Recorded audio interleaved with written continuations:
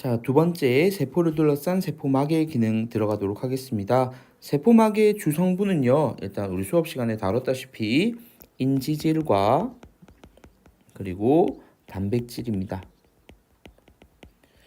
인지질의 경우에는 물과 잘 섞이는 친수성 부분과 그리고 물과 잘 섞이지 않는 소수성 부분으로 되어 있습니다. 자, 우리 그림상으로도 배웠죠? 여기가 친수성, 그리고 여기가 소수성 이렇게 나눠져 있었습니다. 그런데 우리 몸의 경우에는 세포 안과 밖에 물이 풍부하기 때문에 이 세포막 같은 경우에 이 하나의 층으로는 만들기가 어렵습니다. 안에도 물이 있고 바깥에도 물이 있는 형태이기 때문에 그래서 요 인지질을 이런 식으로 소수성 부분을 마주보게 해가지고 물과 친한 친수성 부분이 안과 밖에 바로 접할 수 있도록 만들어 주는 거죠. 그래서 우리는 이걸 인지질 이중층이라고 부릅니다. 자, 밑에 그림은 우리 교과서에 있는 그림 그대로 가지고 왔으니까요. 한 번 더 여러분들 확인해 보시고 밑에 있는 세포막의 선택적 투과성으로 넘어가 볼게요.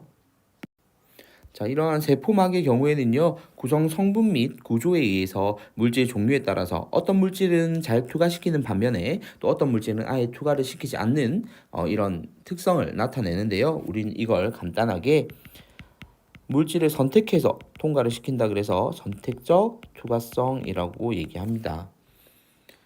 자, 이 가장 큰 영향을 주는 건 역시나 분자의 크기나 아니면 지질에 대해 잘 녹는지, 왜냐하면 소수성 부분을 통과해야 되기 때문에, 그리고 전하 플러스 또는 마이너스를 띄고 있는지에 따라서 달라지게 되는데요. 그 내용 표에 정리되어 있으니까 한 번 더 확인해 보시고 다음 세포막을 통한 물질의 확산으로 넘어가 보겠습니다. 자, 확산의 경우에는요, 물질을 이루는 분자의 농도가 높은 쪽에서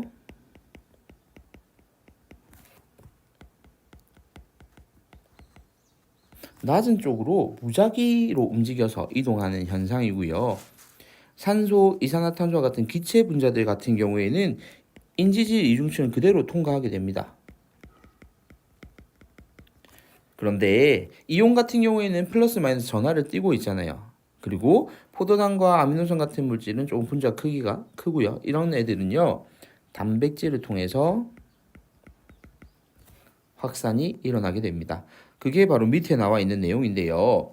먼저 인지질 이중층을 통해서 직접적으로 확산되는 경우는 산소의 경우죠. 밑에 그림의 경우에는 산소가 직접적으로 통과하고 있는 게 보일 겁니다. 주로 크기가 작은 기체 분자이거나 아니면 기름에 잘 녹는 지용성 물질의 경우에는 통과가 가능하고요. 그리고 지질 입자 자체도 통과가 가능합니다. 그에 비해서 막단백질을 통한 확산의 경우에는 전하를 띠고 있거나 분자 크기가 비교적 큰 수용성, 물에 녹아있는 물질들 같은 경우가 이에 해당하고요. 대표적인 예시 우리 교과서에 나와 있는 페포와 모세혈관 사이 기체 교환, 산소, 이산화탄소 출입하는 거, 그리고 막단백질을 통한 확산의 예시에는 혈액 속 포도당이 조직세포로 확산될 때 해당이 됩니다. 그래서 이런 차이점들, 단백질 도움을 받느냐 받지 않느냐 요거 잘 기억해 주시고요. 다음 페이지로 넘어가 보겠습니다.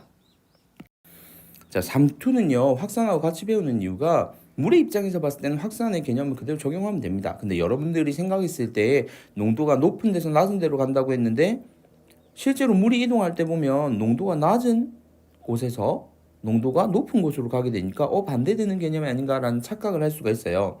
그런데 녹아있는 용질이 직접 움직일 수 없다 보니까 용매가 움직여서 물이 움직이니까 농도가 낮은 데서 높은 데로 가는 건데 물을 기준으로 보면요. 물이 많은 데서 물이 적은 데로 가는 거라서 확산의 개념과 동일하게 생각을 하시면 돼요. 그래서 세포막을 경계로 용질의 농도가 낮은 쪽에서 높은 쪽으로, 여기서 보면 용질의 농도가라고 적혀 있죠. 용질의 농도가 낮은 쪽에서 높은 쪽으로 물이 이동하는 현상을 우리는 삼투라고 얘기를 합니다. 자, 동물세포는 우리 교과서에서 다뤘지만 식물세포는 선생님 수업 시간에 별도로 얘기만 했었죠. 그죠? 그래서 밑에 있는 그림을 참고하시면 되겠고요. 먼저 왼쪽부터 확인해 볼게요. 자, 세포 안으로 들어오는 물의 양이 많아서 세포의 부피가 커진대요. 지금 화살표 두께가 여러분들 들어오는 양이 많다, 나가는 게 적다라는 걸로 해석을 하시면 될 것 같아요. 자, 이렇게 되면요. 물이 계속 들어오다 보면 세포벽이 없는 동물 세포의 경우에는 세포막이 터져버릴 수가 있겠죠.